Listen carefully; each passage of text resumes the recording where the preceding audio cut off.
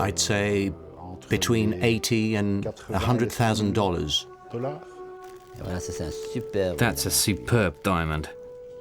Canary yellow. It's not just any yellow, that one. It's a very, very rare stone. This kind of stone often comes from South Africa or Botswana. We buy Russian diamonds, we buy African diamonds, we buy Australian diamonds, we buy a few South American diamonds, some Canadian, a bit of everything. In Russia, they're very, very white. It's a big advantage. When they're white, they're very white. The yellow ones usually lose value, but with an intense yellow, they can be more valuable than the white ones. Value of around $80,000 to $100,000 per carat. So if you have a stone of 28 carats, that makes about $1,800,000. So we should try not to drop it. Right. The slightest chip would be very expensive. Oops. For sure.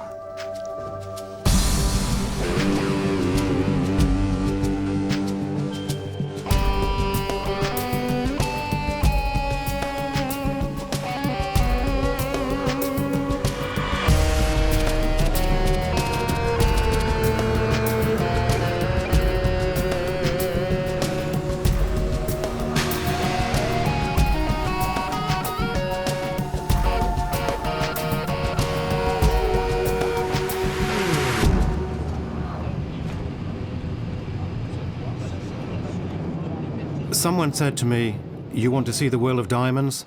Go to Antwerp. You'll see diamond globalization." Antwerp is today the world's diamond capital. 70% of the planet's rough diamonds, $12 billion.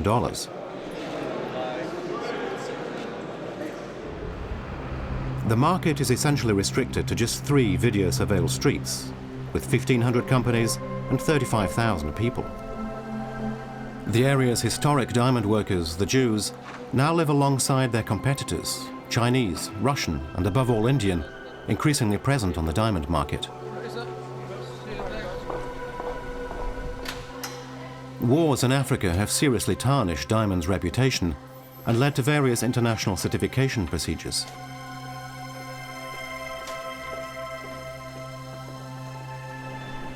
Here, it's a clean business, under control. One major diamond group. The diamonds arrive rough, they're sent away to be cut, and return here to be sold.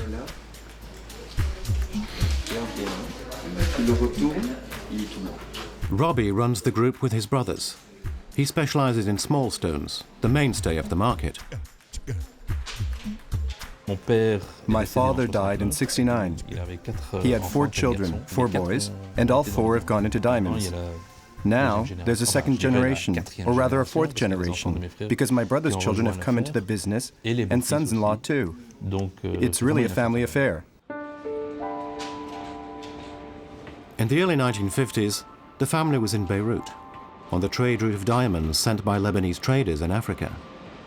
Robbie's father bought some and sold them in Antwerp. That's how the business began. But life for Jews in an Arab country was untenable. In 1958, the family settled in Antwerp.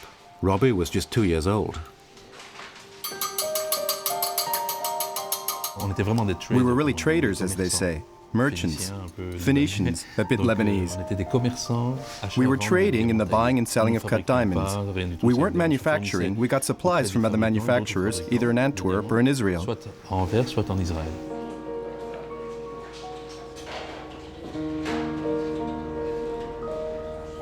After more than 30 years in the business, Robbie is a privileged witness to the changes in the Antwerp diamond world. When a cutter looked at a rough stone, he used his own intuition and experience. But today there are these 3-dimensional machines that tell you everything. It's much more technical today. There are still about 150 or 200 cutters, I would say. Back then there were many more. They talked about 3,000 to 5,000 cutters outside Antwerp in the Campine region, as it's called, the Campine. Thanks to their cutting-edge technology, certain companies have resisted the trend to delocalize the diamond cutting to countries where labor is cheap. But they deal essentially in large stones where the cost of manpower is of little importance. The key is to lose as little of the raw material as possible, The average is between 50 and 60%. Here, they limit it to 40%.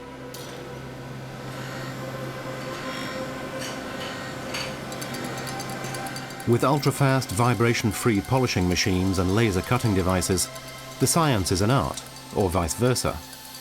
The big plus is being able to simulate what can be done with a diamond that has an impurity or an inclusion. Here they have their own in-house software, and it's top secret.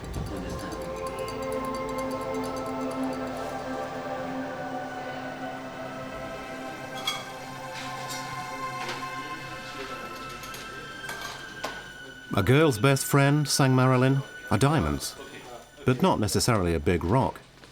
Robbie's customers may be supermarket retailers, major gem dealers, or small-time jewelers. The market covers every sector. The bulk of the market is still jewelers. The mass market is jewelry stores. Be it high quality, standard quality, or low quality, it's still jewelers. Today you have the big names, like in the Place Vendôme with Cartier and Van Cleef. Their turnover is jewelry. The big retail chains in France, like Carrefour, Leclerc, Auchan, they sell jewelry. Your basic jewelry business. Low-quality jewelry is sold all over the world. Even with one stone or two stones, the advertising will say it's diamonds, but they're very cheap. They may sell for 49 or 50 euros, very cheap, but they're almost sand, I would say.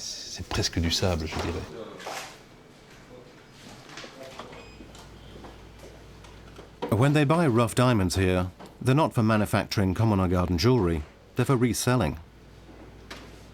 A new shipment has just arrived.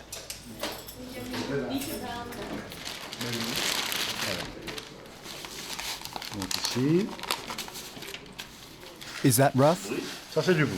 This is rough. It comes out of the mine like this. There's everything in there. There are white stones, black, brown, yellow. There are nice stones and bad stones, and pretty much every size. These are 2 stones per carat. These are 12 or 13 stones per carat, you see?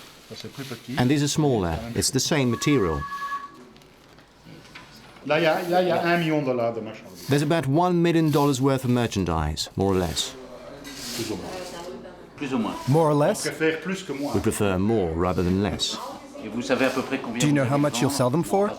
Not exactly. Not exactly? Obviously, we've estimated the value based on the potential customers we might have.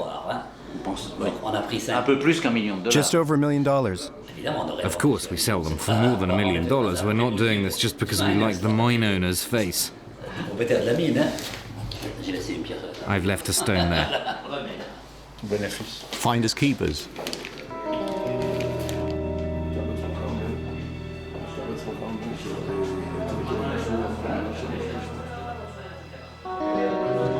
The diamond market is high risk. The merchandise is expensive and it's very closely scrutinized.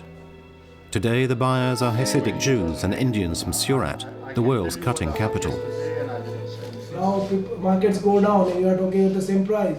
You understand? If I send you now for this price, I cannot replace again. But so I will send you one time, and then just to get a good price, I can give you. But if my client buys this price, they cannot come again to you also. No problem. I buy everything. I don't say I buy 1-2 parcel. But how much you see everything? I'm asking you 80. Where are you? I see because I see my client something around $60.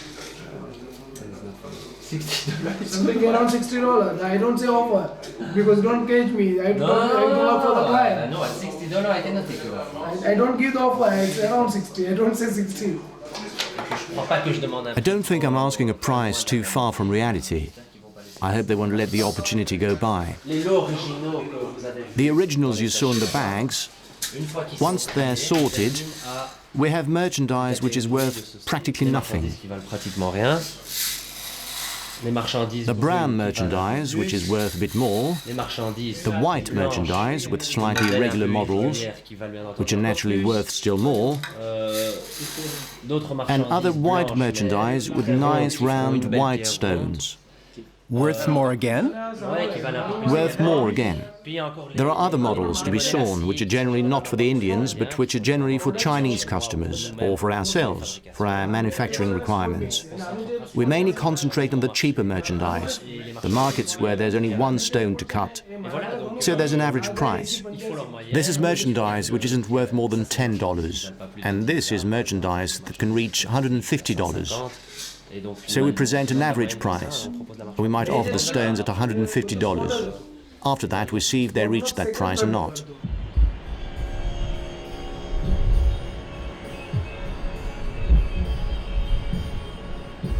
This megalopolis of 20 million souls is Bombay, or Mumbai, the financial capital of the world's third largest economic power.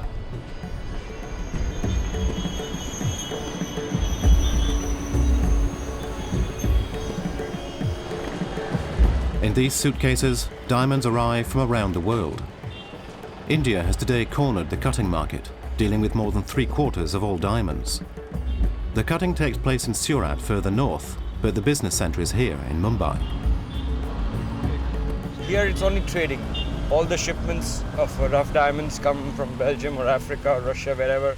They come here, they're processed here, and then shipped everything to Surat for manufacturing. And then everything from Surat is shipped again to Bombay and then processed here, either sold to the local markets or re-exported to overseas markets, you know. But all the international clients that come to India for diamonds, they come here. Everybody who lands, wants to buy a diamond, they will have to come here. Bablu runs the Tach office in Mumbai, a sales centre and an observatory of a changing market. He's 41 years old and has been in the diamond trade since he was a boy. My father, he moved me and my brother to Bombay to learn diamonds, and then my brother moved to America to open an office for us, sales office for my family. I did not study so much. I mean, you know, I came at the age of 15. I started to work with my father, with my uncle over here. So, and then I stayed here for a few years, and I went to America with my brother. And then from America, I went to Hong Kong. Then I stayed in Bangkok. I stayed in Belgium. In Belgium, I stayed for 14 years. Like in Antwerp, the diamond merchants are gathered in one neighbourhood. Like in Antwerp, or almost. These are all small traders or brokers or people who are dealing with the goods. This is all full of those people. And if you put together all the values, they still take few $1 million a week is being traded over here. I mean, they do not have any expenses. Everything is done with mobile, word, and trust. There's no really a computer, or there is no really a authentic invoice to make the business, you know. Everything is on word, and people know each other, they trust each other. Everything is done on a trust basis, you know. Oh, hello, how are you? Fine, and you? I'm looking for a 7-carat stone. Have you got one? What type? 7 carats. JIXX. Yes, I have that. Not here in Antwerp. Well, take my number. I'm listening. 912-116100. Manoj. Manoj, okay. We met at Vinit's. Who? At Vinit's house. Oh, right, I remember. That's why I stopped you. Okay, no problem. Show the diamonds. Show them. Is it good business? Yes, but there are too many people. You see the business happening over there?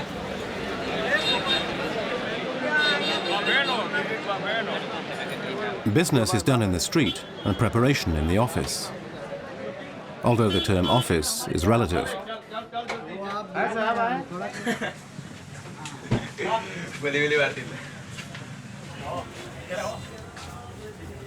They're friends.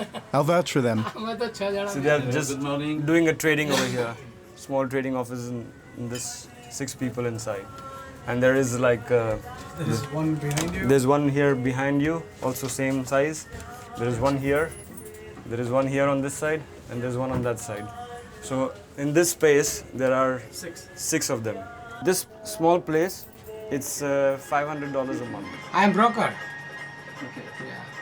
And you buy, Not only brokerage. it means Someone buy and someone sell. I am only commission. Take commission. do you think they have a good business? They survive. They live far away. They make their monthly expenses. They grow up their children. They have a decent family, a decent job. You know, this kind of a small office, he can make at least $100,000 a month business total turnover. So over there, even if he makes $2,000-3,000 a month, it's good enough, good money for him. You know, to live here in India for the standard, it's okay. $2,000 a month also is a lot of money. I still love this business. You get to deal with elite and the masses, you know, a very wide combination where not many businesses are involved in both directions, you know, from the top level to the bottom.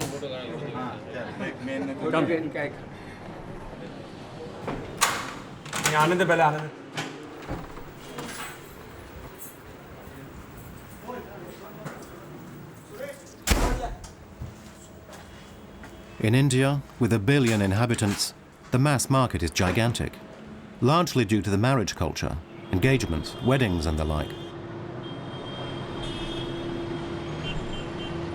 It's like a father when the daughter is born in the house. From that day, he starts thinking that she will get married. So he works for the time, he works to save some money or to make small things, the jewelry that he wants to give over a period. He spends his lifetime to prepare himself to give his daughter jewelry, clothes, a good wedding reception, dinner to when she gets married. So it's part of the culture that we have, and jewelry it plays a very big role inside.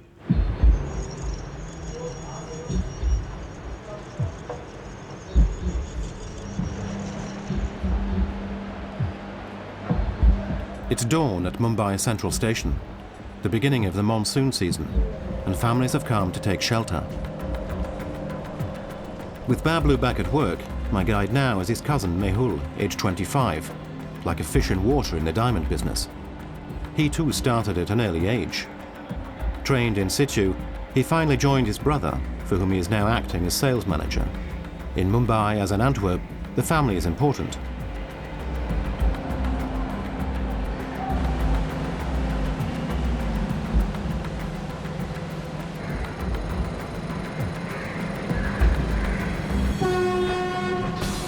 I leave Mumbai for the world's diamond cutting centre, Surat, in the state of Gujarat.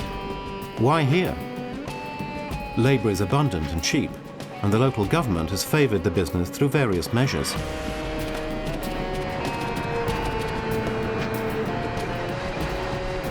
Industry is vital in a country where the land is often flooded by monsoon rains and where shanty towns abound.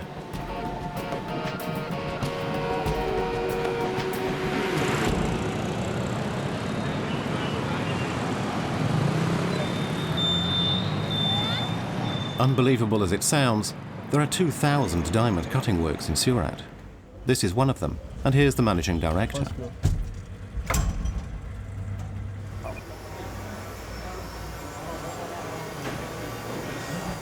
Before 15 years ago, those kind of only wheels are there. Just now also we are using, but certain very making a window only, not any kind of polishing. To see the diamond inside, that kind of only we use it. But before, it's only title. Then the second generation is this wheel, and now the third generation is here. It's totally fully automatic wheel. Like if you can come in 2-3 days, you are also going to polish a diamond. Modernization is done gradually, but nothing is ever thrown out if it still works, especially for small-scale operations.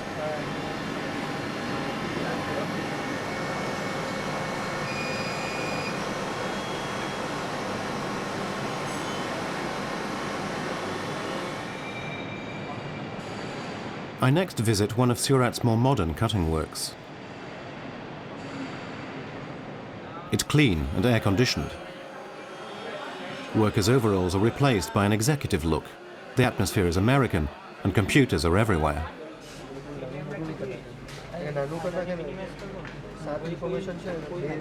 Proof that the Indian cutters are not complacent about a market won by cheap labor.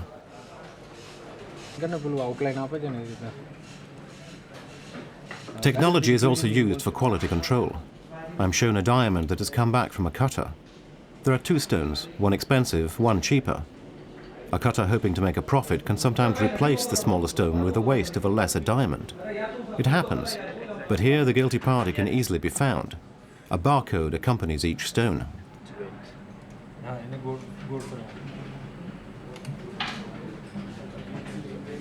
But according to Rahul, the manager of Venus, such ploys are really not worth it. If any one of them steals a diamond, almost instantly in the industry there's going to be news. So, okay, Mr. So-and-so, he was caught stealing a diamond from this factory. So all the diamond manufacturers around, they will come to know of it, and this guy can never get a job in the diamond company again. So that is too big a risk to steal such a small stone.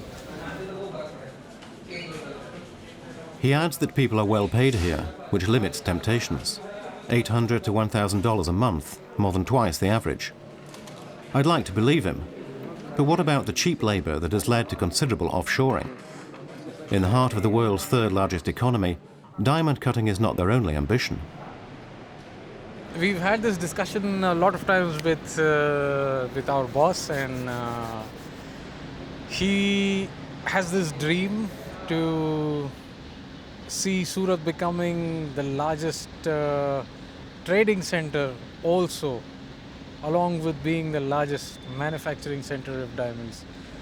So yes, definitely we are looking at Surat becoming the next Antwerp or London probably, who knows. But the reality of Surat is far removed from the antiseptic world of Venus and its dreams of dominance. Witness the switch market. It is here, Mehul tells me, that one can find the cheapest diamonds in the world. Can I see those?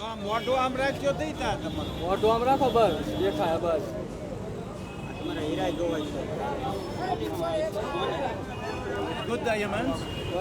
Yes, but uncut, not finished. Yes, you're being filmed with me. No, polished but not finished. Incomplete. Because it is the...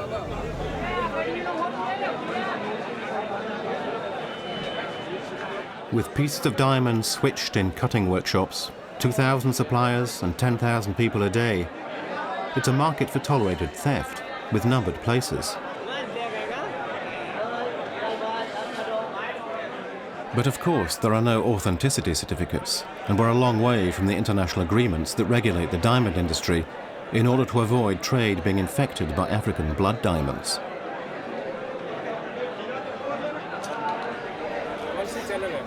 $70, is that it?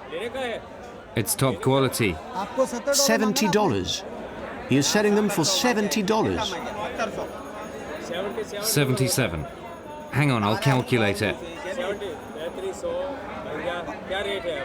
On a basis of 45, that makes 77. Come on, name your price. What are you offering? Mehul doesn't buy anything, and not because of the absence of certificates. If you don't personally know the seller here, you know nothing. But he's seen what he wants, and his contacts in Surat will deal with it.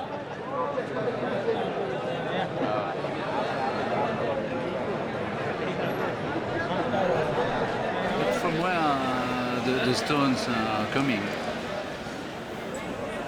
I cannot answer that, even he cannot answer that. Some people are genuine traders, some people, they buy from the factories, the rejection, and small, they manufacture small, and some, as you know, it's the... Some... I can't say too much.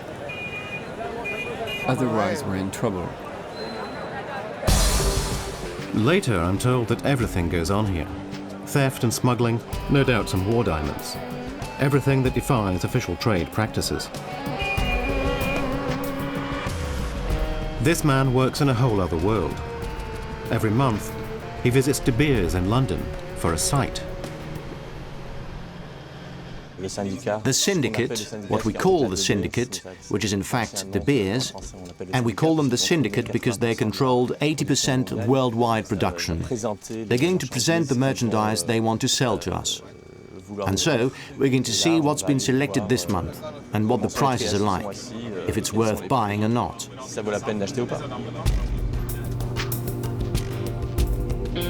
Jackie represents his family as an authorized buyer with De Beers. For some 200 years, the grand English firm has grown rich from its South African mines.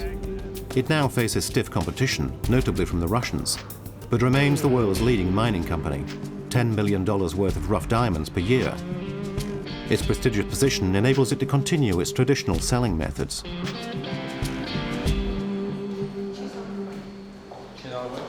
De Beers London is still the inner sanctum of the world's diamond trade. Not everyone can become a buyer here. Personal relations were previously vital here, but today De Beers has become the diamond trade company, and candidates are selected on merit. There were 150 before, today barely 80.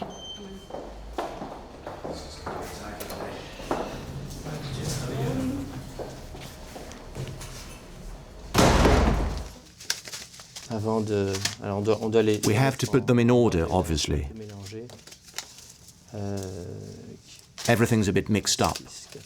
86, 85...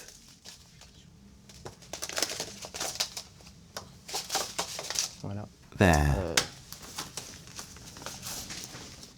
So we have the whole range, in fact, from small ones to bigger stones. It's not going to stop, obviously. That'll be South Africa. Hello? Yes, Ilan. Fine. Are you already at the site? The sites, or site sales, are not only held in London. The family is authorized by De Beers to buy in South Africa, Namibia and Botswana.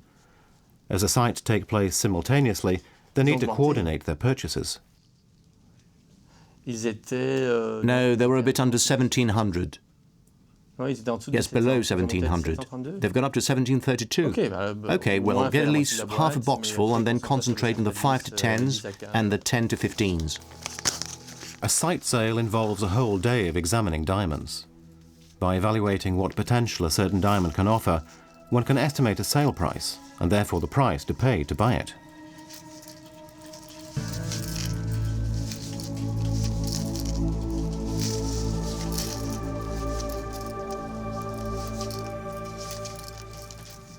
This stone is worth about $50,000, in the rough, obviously.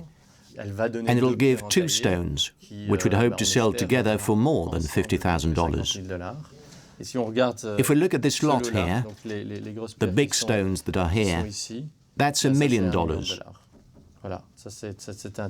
A collection worth $1 million. And we have to decide if we invest in that or not.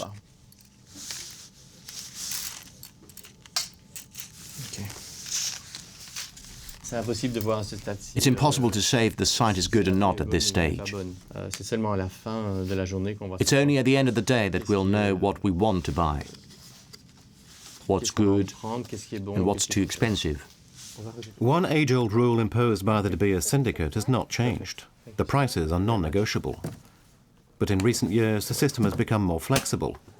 Previously, refusing a site could lead to being suspended, but today a small amount can be rejected, but no more than 30%.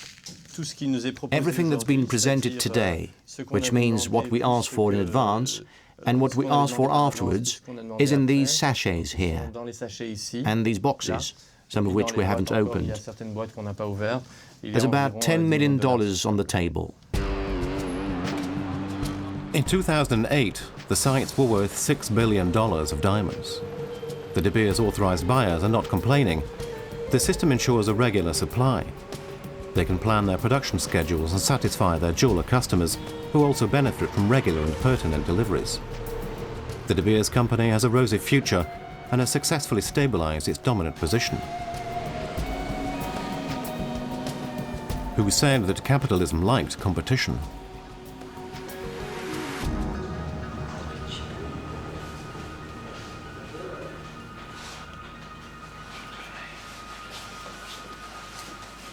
The supply of rough diamonds is the key. Even during times of crisis, the intermediaries need to replenish their stocks. And keeping the cutting works supplied and able to keep ticking over is the vocation of this office in Antwerp.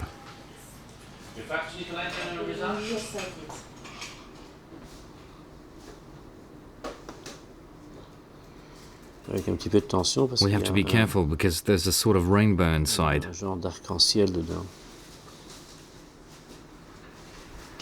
Which could complicate things? If there's tension in the stone, it can split during the cutting. An inclusion inside which can spread through the whole stone.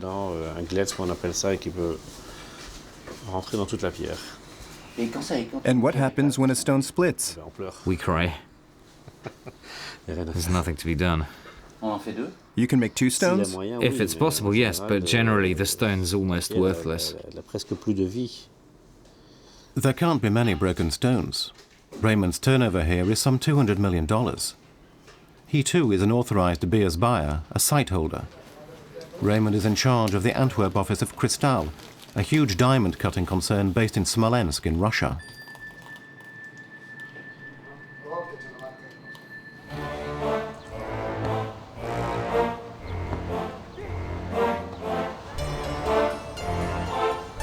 Smolensk. The 300,000 inhabitants may flaunt their quality of life, but like everywhere in Russia, the biggest problem is unemployment. The diamond factory is therefore very important, 3,500 jobs. But why here? It was a state decision in the 1970s to create jobs. The stones are brought here to be cut from mines in Siberia. Workers arrive at the Cristal factory. A globe indicates the firm's presence around the world. They want their share of the global market, but in their own way, as the worker hero Soviet-style frescoes suggest.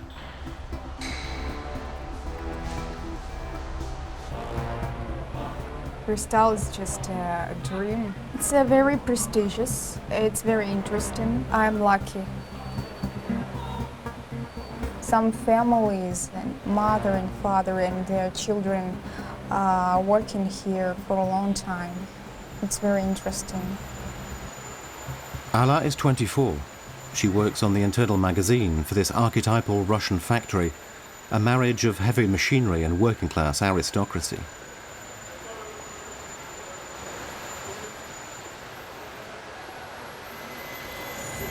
What does your work consist of? I study the diamond's internal structure to locate the inclusions very precisely.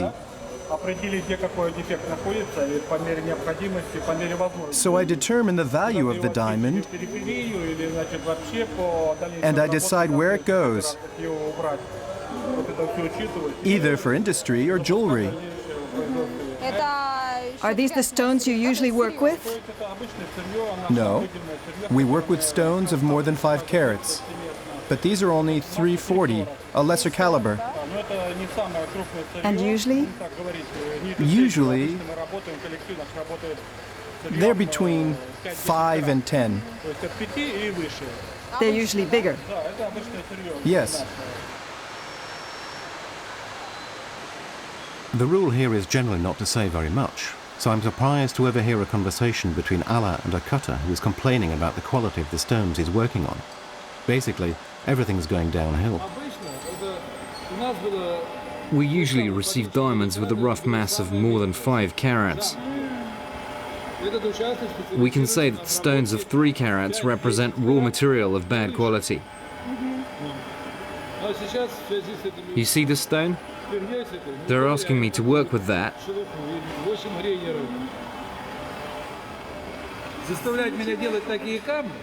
To make a comparison, it's as if we were transporting a little 10-kilo package on a huge tractor for 100 kilometers. 35 years. I've been working here for 35 years and find myself working with that. It's like starting all over again. It's very disappointing.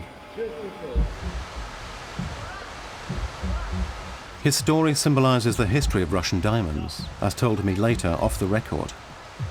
Previously, a state mining company supplied Cristal with high-quality diamonds. The interests of the seller and the buyer being different, relations between Cristal and Alrosa, the mining conglomerate, became strained. Even worse, in order not to lower its prices, like its competitors, Alrosa prefers selling its production to the Russian finance ministry.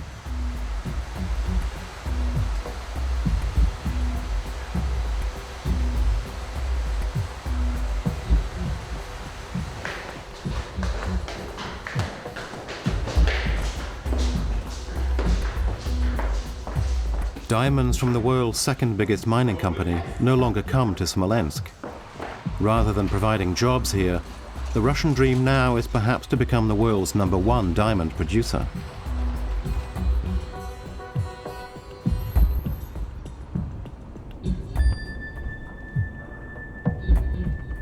We head for the headquarters of Alrosa, the state diamond company which extracts 20% of the world's diamonds, worth $6 billion every year. Months of bureaucratic muddling prevent me from getting a fill permit, both here and at the mine that makes Russia the world's #2 producer, Mirny, one of the biggest mines on the planet in Yakutia.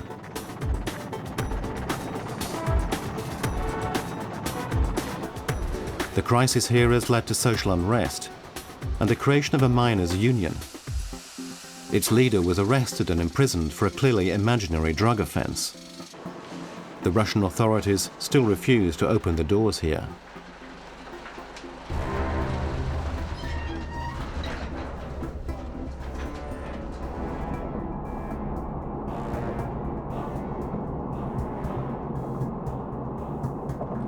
Our second Moscow visit is to the Gokran, the finance ministry's diamond and jewel reserve.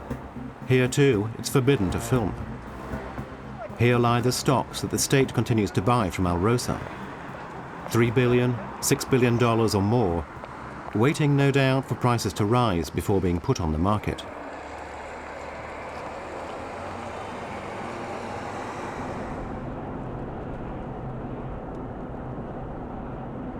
With official doors being closed, I decide to go and see some of the famed Russian diamonds from Alrosa's favorite source, Yakutia.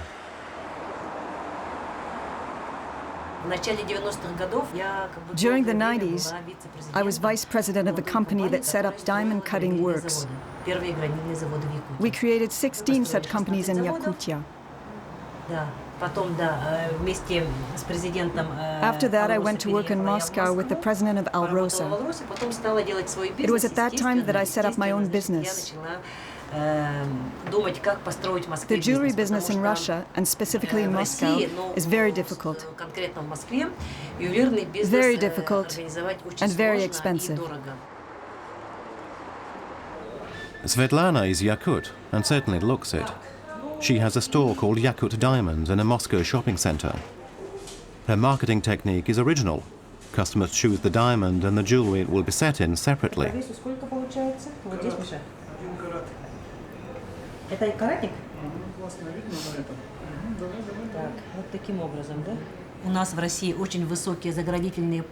In Russia, the customs duties are terribly expensive.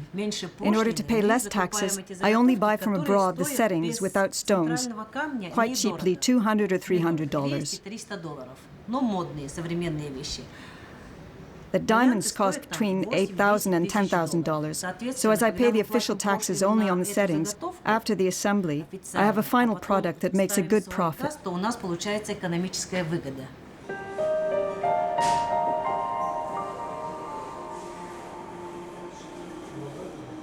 With her Yakut roots and networks on one hand, and good relations with Alrosa on the other, she was an executive there, Svetlana is doing quite nicely in a business burdened by taxes and complex regulations. 99% of my diamonds come from Alrosa. There are other small companies like Nizhny Lenskoye or Norbai Roz, but they produce only very small quantities. Alrosa is a monster. Svetlana deals in Yakut diamonds in her own way. She knows people and gets her suppliers at the source, negotiating prices. The Russian state make no attempt to favor a domestic market, but seeks to sell rough diamonds on the international market, preferably speculating on rising prices.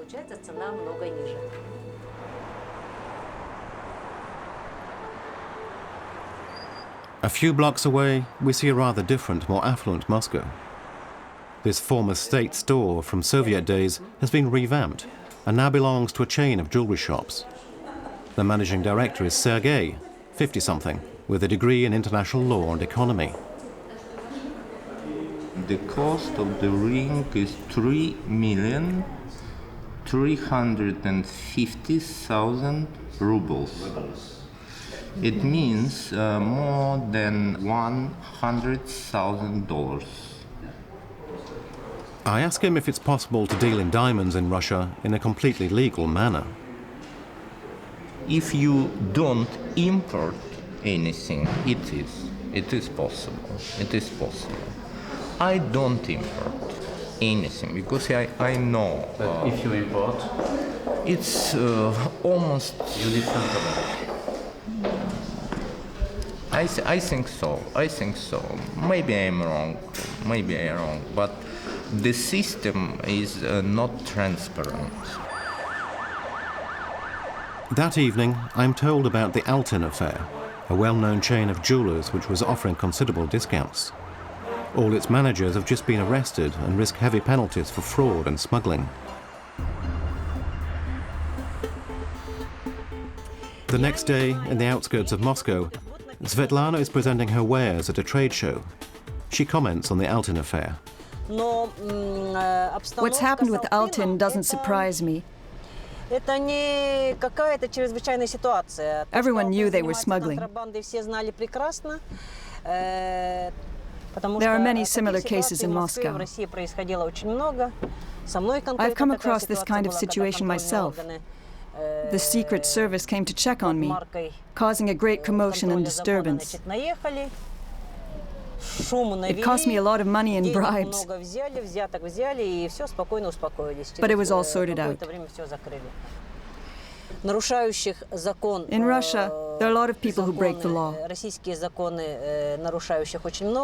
It's impossible to respect it 100%. Our laws are badly made.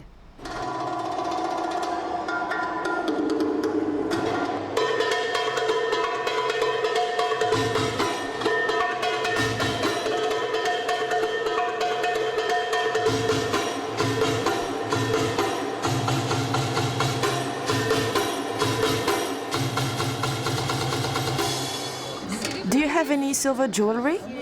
Yes, with tigers. Tigers here. Oh, what is it?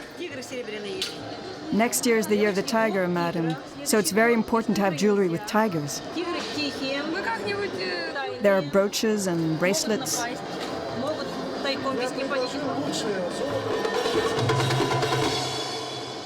Can you handle this? Connoisseurs know that Yakut diamonds are the best, and all Russian diamonds come from Yakutia.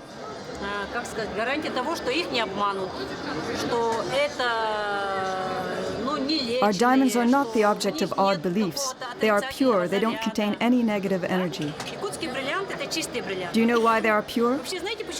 It's because the layer of frozen earth in Yakutia is very thick. 300 meters. It's applied great pressure to the diamonds as they have formed. And as diamonds are formed very slowly, the pressure meant the inclusions were eliminated. One young jeweler has a rather different view. He imports jewelry made in Italy or Germany, using African diamonds cut in India or China.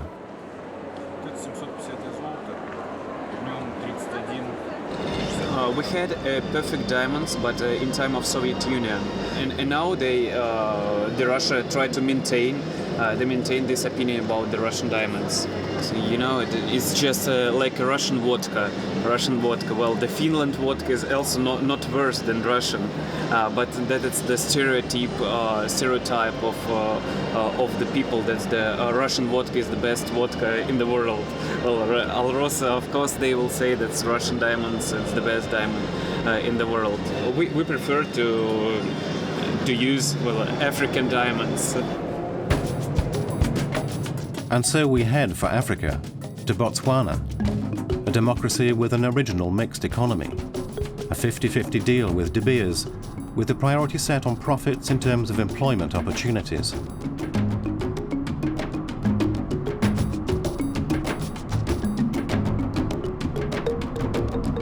"200 kilometers and soon a clean diamond mine, far removed from the world of blood diamonds. A sanctuary in a continent where diamonds are often synonymous with slavery and warlords. Jwaneng. My quest for the source is almost over. I'm about to discover the world's biggest open-cast mine. It represents 10% of the world's diamond production, 50% of Botswana's, almost 80 kilos of diamonds a day.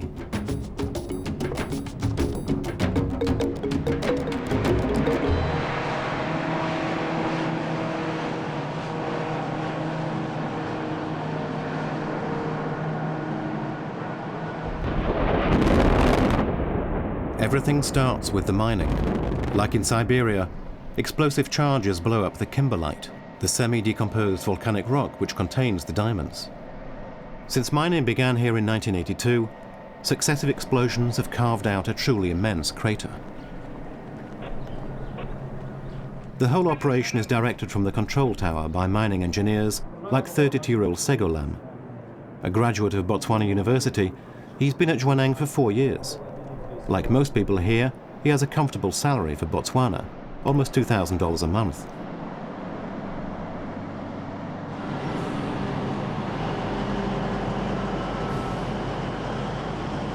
Down below is the kimberlite.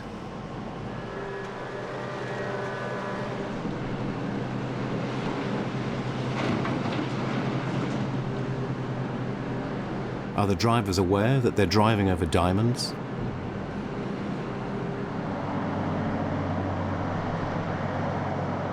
The trucks dump their loads. The crushing is the first step in the process of separating the diamonds from the kimberlite. It's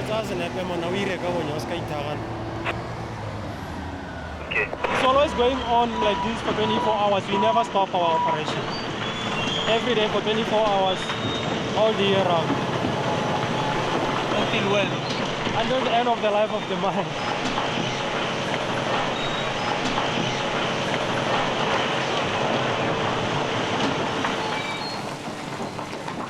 De Beers have always worked in a highly intensive fashion. At this infernal rate, there's only 20 years of mining left. It's very, very important to continue finding diamonds if possible. Currently, we are planning to go deeper and expand the pit in order to carry our mining throughout the next maybe 10 years. Then that's when we can think of going underground if we need to go underground. Or else we can find another plan of expanding the pit again if it's necessary. It will depend on the economics part of it.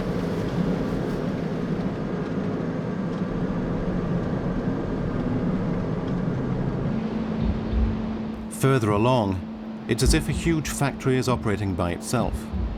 The 3,000 mine employees barely meet one another. They work shifts round the clock, and the treatment network covers tens of kilometers. At the end of the process is what's known as the aquarium. The final separation of the diamonds is done entirely automatically. Secrets are well kept here. Only the official archives keep records.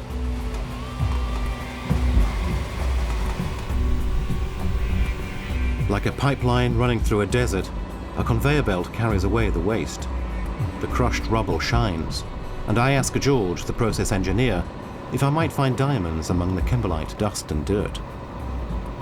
Diamond should be captured or should be recovered in the DMS plant, and whatever comes here should be free of diamonds. or is free of diamonds, actually.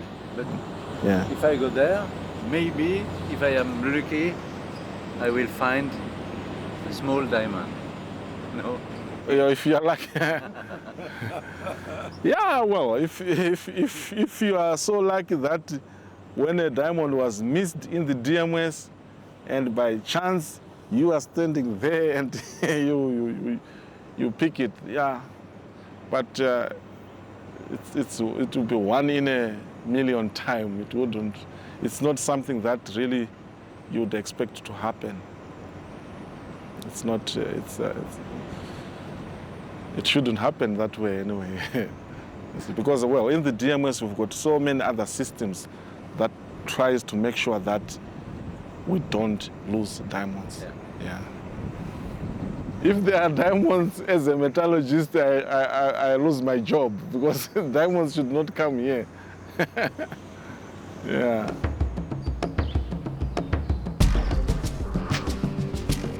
Diamonds here serve to provide work for the locals. After the miners, there are the sorters at DTC Botswana. De Beers commercializes the products, and the state takes 10% of sales revenues.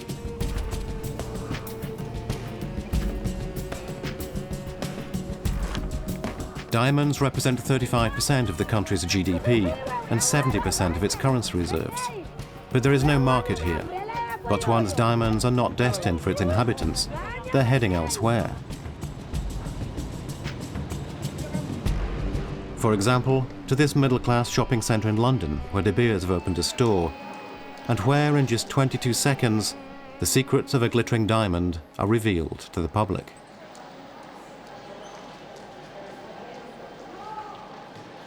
Diamonds are becoming an economy like any other, but it's perhaps the end of a dream.